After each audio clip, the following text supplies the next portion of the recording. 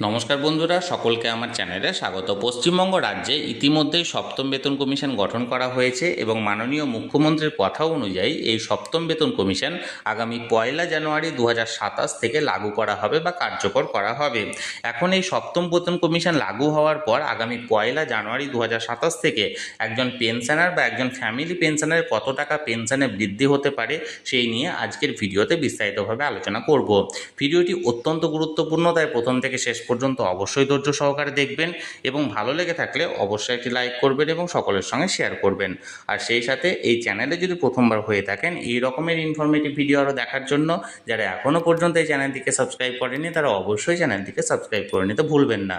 তাহলে চলুন আমরা বিস্তারিত জেনে নিই। পে কমিশনের পর একজন পেনশনারের কত টাকা পেনশনে বৃদ্ধি হচ্ছে সেই ব্যাপারে ক্যালকুলেশন করার আগে আমরা মূলত পে কমিশন সংক্রান্ত বেশ কিছু বিষয়ে সর্বপ্রথমে জেনে নেব।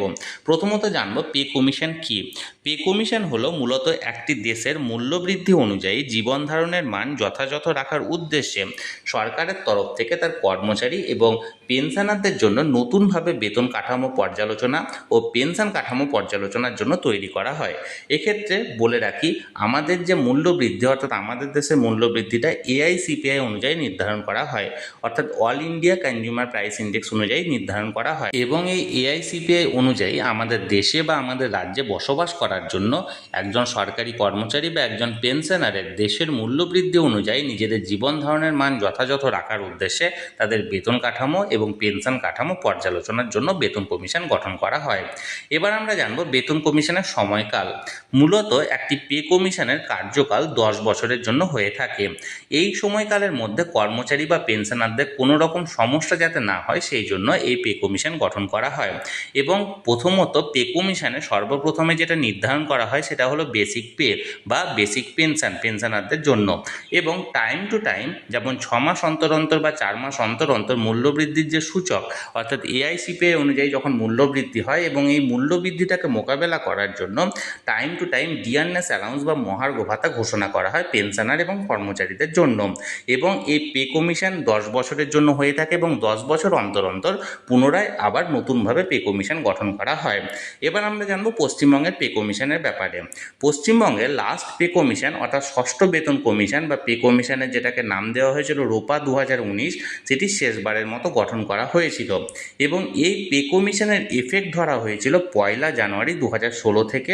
কিন্তু এটার অ্যাকচুয়াল যে এফেক্ট অর্থাৎ যে বেনিফিটটা সেটা একজন সরকারি কর্মচারী বা একজন পেনশনার পেতে শুরু করেছিল 1 জানুয়ারি 2020 অনুযায়ী।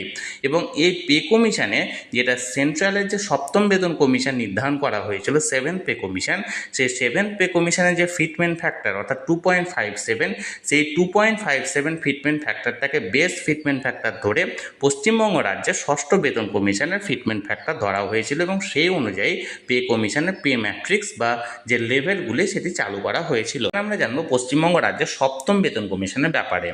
বর্তমানে পশ্চিমবঙ্গ রাজ্যে সপ্তম বেতন কমিশন গঠন করা হয়েছে এবং এটি লাগু করার প্রতিশ্রুতি দেওয়া হয়েছে আগামী 1 জানুয়ারি 2027 সাল থেকে। এবং এই সপ্তম বেতন কমিশন অনুযায়ী আজকের ভিডিওতে একজন পেনশনার বা ফ্যামিলি পেনশনারের পেনশন কত টাকা বাড়বে সেটির ব্যাপারে আমরা বিস্তারিত জানব। পশ্চিমবঙ্গের এই পে কমিশনের ক্ষেত্রে কেন্দ্রীয় সূচক অনুযায়ী সর্বনিম্ন ফিটমেন্ট ফ্যাক্টর 1.83 ধরা হয়েছে। চলুন তাহলে আজকের ভিডিওতে আমরা বিস্তারিতভাবে আলোচনা করব যে এই 1.83 বেস ফিটমেন্ট ফ্যাক্টর অনুযায়ী একজন পেনশনার বা একজন ফ্যামিলি পেনশনারের পেনশনে কতটা বৃদ্ধি হতে চলেছে বা তাদের নতুন পেনশন কতটা হতে চলেছে। আমরা সকলেই জানি পেনশনার মূলত দু প্রকার, একজন হচ্ছে মূল পেনশনার এবং অপরজন হচ্ছে ফ্যামিলি পেনশনার। মূল পেনশনার হলো তারা যারা নিজেই চাকরি করতেন সরকারি চাকরি এবং বর্তমানে অবসর নিয়েছেন এবং তিনি নিজের পেনশন নিজেই তুলছেন। এবং ফ্যামিলি পেনশনার হলেন যিনি মূল পেনশনার বা মূল চাকরিজীবীর মৃত্যুর পর তিনি সেই পেনশনারের ডিপেন্ডেন্ট ফ্যামিলি মেম্বার হিসাবে ফ্যামিলি পেনশনার তুলছেন বা ফ্যামিলি পেনশন তুলছেন। আমরা সর্বপ্রথমে জেনে নেব মূল পেনশনারদের ব্যাপারে। প্রথমত, একজন মূল পেনশনারের পেনশন বৃদ্ধির পরিমাণ হবে তার বেসিক পেনশনের সাথে, যেহেতু আমি বললাম ফিটমেন্ট ফ্যাক্টর 1.83, তাই এই 1.83 ফিটমেন্ট ফ্যাক্টর অনুযায়ী এক্ষেত্রে আপনার বেসিক পেনশন যে টাকাটা হবে সেটার সঙ্গে 1.83 গুণ করে আপনাকে নতুন যে বেসিক পেনশন সেটা নির্ধারণ করা হবে। ফর এক্সাম্পল, কারো বেসিক পেনশন যদি 10,000 টাকা হয় তাহলে পে কমিশনের পর এই 10,000-এর সঙ্গে 1.83 ফিটমেন্ট ফ্যাক্টর ফ্যাক্টর ধরে তার নতুন বেসিক পেনশন হবে 18,300 টাকা। এক্ষেত্রে মূল পেনশনার যদি নিজের বেসিক পেনশনের পরিমাণ না জানেন, সেক্ষেত্রে তাকে প্রথমত নিজের বেসিক পেনশন বের করতে হবে এবং নিজের বেসিক পেনশন ক্যালকুলেশন করার যে ফর্মুলা সেটা হলো টোটাল পেনশন প্লাস যদি তিনি পেনশন কমিউট করে থাকেন তাহলে তার যে ভ্যালুটা সেই ভ্যালুটা এবং সেখান থেকে প্রথমত 500 বাদ দিয়ে তাকে বর্তমানে 1.18 দিয়ে ডিভাইড করে যে অ্যামাউন্টটা বেরোবে সেটা হবে তার নতুন বেসিক পেনশন বা বর্তমান বেসিক পেনশন। একটা উদাহরণ দিয়ে বিষয়টি বোঝালে আপনারা বিষয়টি বুঝতে পারবেন। ধরুন বর্তমানে একজনের পেনশন পাচ্ছেন 10,000 টাকা এবং তিনি এই 10,000 টাকা পেনশন পাওয়ার আগে অবসর নেওয়ার সময় তিনি 2,500 টাকা পেনশন কমিউট করেছিলেন অর্থাৎ সেল করেছিলেন। তাহলে এই ক্যালকুলেশন অনুযায়ী তার বেসিক পেনশন নির্ধারণের যে ফর্মুলা সেটা হলো বর্তমানের যে পেনশন সেই পেনশনটা ধরতে হবে অর্থাৎ 10,000, তার সঙ্গে তিনি যেহেতু 2,500 টাকা কমিউট করেছেন সেটাকে যোগ করতে হবে, তাহলে হলো 12,500 টাকা। সেখান থেকে প্রথমত 500 টাকা বাদ দিতে হবে এবং সেই যে অ্যামাউন্টটা দাঁড়াবে অর্থাৎ 12,500 মাইনাস 500 সমান 12,000, সেটাকে 1.18 দিয়ে ডিভাইড করে দাঁড়াবে 10,170 টাকা।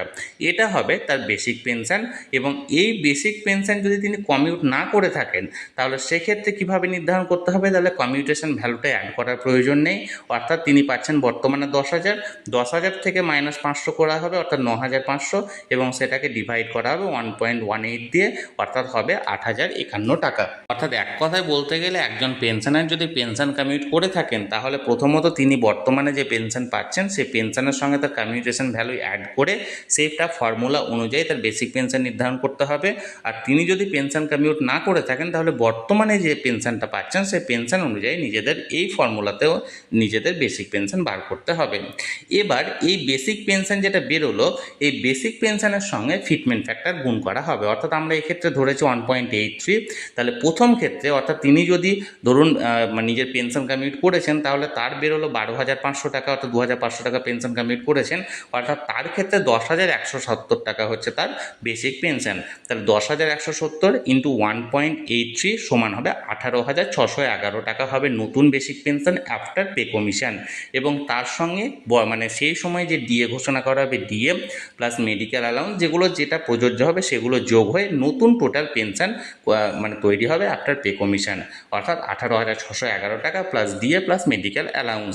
এবং দ্বিতীয় ক্ষেত্রে যদি তিনি ধরুন পেনশন কমিউট না করেছেন, আমি আগের যে উদাহরণটা দিলাম সেই অনুযায়ী তার 8,051 টাকা বেসিক পেনশন বেরোলো, তাহলে 8,051 সঙ্গে 1.83 মাল্টিপ্লাই করে হচ্ছে 14,733 টাকা এবং তার সঙ্গে অ্যাপ্লিকেবল হবে ডিএ প্লাস মেডিকেল অ্যালাউন্স। আশা করি আমি বিষয়টি বোঝাতে পেরেছি। তাহলে যারা মূল পেনশনারদের ফিটমেন্ট ফ্যাক্টর অনুযায়ী কত টাকা তাদের নতুন বেসিক পেনশন হচ্ছে বা নতুন টোটাল পেনশন হচ্ছে সেটা নির্ধারণ আপনারা এই প্রসেস অনুযায়ী করে নেবেন। এবার আমরা জানবো ফ্যামিলি পেনশনারদের ব্যাপারে। ফ্যামিলি পেনশনারদের ক্ষেত্রে পেনশন কমিউটেশনের কোনো ব্যাপার নেই, তাই তাদের বর্তমান বেসিক পেনশনের সাথে 1.83 গুণ করে নতুন বেসিক পেনশন তৈরি করতে হবে।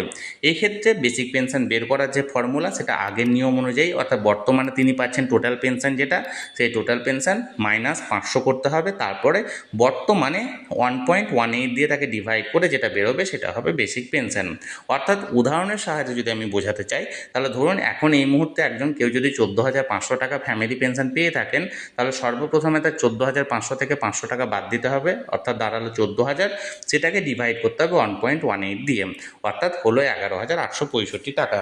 এখন এই 11,865 টাকা হলো তার বর্তমান বেসিক পেনশন। এই বর্তমান বেসিক পেনশনের সঙ্গে যে ফিটমেন্ট ফ্যাক্টর 1.83 সেটা মাল্টিপ্লাই করতে হবে, অর্থাৎ 11,865 সঙ্গে 1.83 মাল্টিপ্লাই করলে দাঁড়াচ্ছে 21,713 টাকা। এই 21,713 টাকা হবে আফটার পে কমিশন তার নতুন বেসিক পেনশন। এবার এই 21,713 টাকার সঙ্গে সেই সময় যে ডিএ ঘোষণা করা হবে বা মেডিকেল অ্যালাউন্স ঘোষণা করা হবে সেটা প্রযোজ্য হবে নিয়ে টোটাল যে নতুন পেনশন সেটা পে কমিশনের পর তার সেটা দাঁড়াবে। আশা করি বিষয়টা আমি বোঝাতে পারলাম। এক্ষেত্রে একটা বিষয় আমি এখানে বলে রাখি, আমি উদাহরণ হিসাবে যে পেনশন ধরেছি সেই জায়গায় আপনারা নিজের পেনশনের পরিমাণটা আপনারা বসাবেন এবং এই নিয়ম বা এই ফর্মুলা অনুযায়ী আপনারা ক্যালকুলেশন করে নেবেন যে আপনাদের কত টাকা পেনশন বাড়তে চলেছে আফটার পে কমিশন বা পে কমিশনের পর। এখানে যে ফিটমেন্ট ফ্যাক্টরটি ধরা হয়েছে এটি একটি সম্ভাব্য fitment factor, actual actual fitment factor pay কমিশনের রিপোর্ট অনুযায়ী সামনে আসবে এবং সেই সময় অ্যাকচুয়াল ফিটমেন্ট ফ্যাক্টর অনুযায়ী কত টাকা পেনশন বৃদ্ধি হয়েছে সেটি আমি তখন ক্যালকুলেশন করে জানাবো। আপাতত এটি একটি সর্বনিম্ন ফিটমেন্ট ফ্যাক্টর ধরে সর্বনিম্ন হিসেব করা হয়েছে এবং এই অনুযায়ী আপনাদের এখানে ক্যালকুলেশনের একটি উদাহরণ তুলে ধরা হয়েছে। তাহলে বন্ধুরা, পে কমিশনের পর একটি সম্ভাব্য হিসেব এখানে তুলে ধরা হয়েছে। এই অনুযায়ী আপনাদের পে কমিশনের পর পেনশন বা ফ্যামিলি পেনশন বাড়তে পারে। এই ব্যাপারে যদি আপনাদের কোনো প্রশ্ন থাকে অবশ্যই কমেন্ট করতে পারেন, আমি চেষ্টা করব আপনাদের সকলের প্রশ্নের যথাযথ উত্তর দেওয়ার।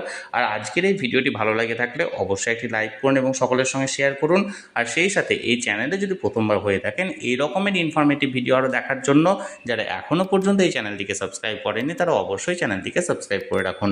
ধন্যবাদ, দেখা হচ্ছে পরের ভিডিওতে।